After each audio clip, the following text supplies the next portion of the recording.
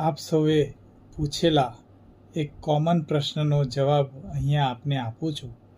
ઘણા બધા લોકોએ પૂછ્યું છે કે આપણે જ્યારે ભક્તિ કરતા હોઈએ અથવા તો આપણે જ્યારે ભગવાનની સમીપ જતા હોઈએ તો એવો કયો ઈશારો ઈશ્વર આપણને કરાવે છે કે જેના થકી આપણને ખબર પડે કે આપણે ભક્તિ કરીએ છીએ, ઈશ્વર સુધી પહોંચે છે અને ઈશ્વરના ધ્યાનમાં આપણે છીએ.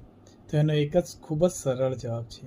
જે દિવસે તમને કોઈનામાંથી કંઈ લેવું નહીં પણ આપવાની વૃત્તિ થાય, કોઈનું ખરાબ કરવાનું નહીં પણ કોઈને સારા કરવાની વૃત્તિ થાય અને કોઈ પણ વ્યક્તિનું સારું થાય ને એમાં જો તમને હરસ ઉલ્લાસ થશે ને તો સમજી લેવાનું કે ઈશ્વર તમારી સમીપ છે. એનું કારણ છે કે ઈશ્વર ક્યારેય સ્વાર્થી હોતો નથી. એ આપણને જન્મ આપી દે છે, પછી એને ક્યારેય આપણી પાસે કશું માગ્યું નથી. એને તો હંમેશા આપણા દુઃખમાં આવીને ઊભો રહ્યો છે. એટલે પરમ તત્વ એ આપણને શીખવે છે કે બધાના દુઃખ